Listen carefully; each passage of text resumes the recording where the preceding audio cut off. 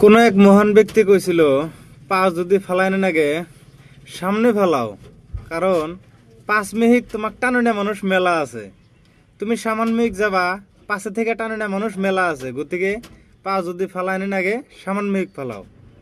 কারণ আমি একটা বস্তু দেখাইতেছি, আমি কলকাতা থেকে গাড়ি চালাই বাইতেছি 1 সপ্তাহ হইলো। আইসা হেরে মানে এই যে ধরেন আমার এই বোলেরোটা যে আমি চালাইতেছি, মানে এই বোলেরো গাড়িটা আমি চালাইতেছি।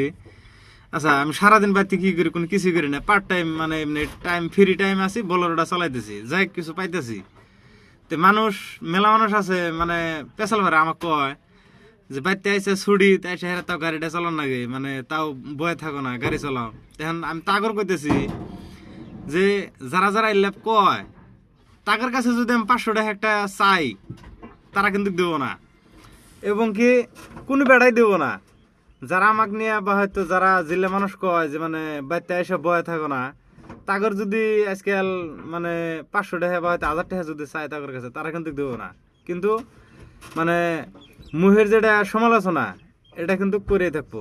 গতিকে মানুষের কথা কান্না যাও না, নিজে যা করা হও করে যাও।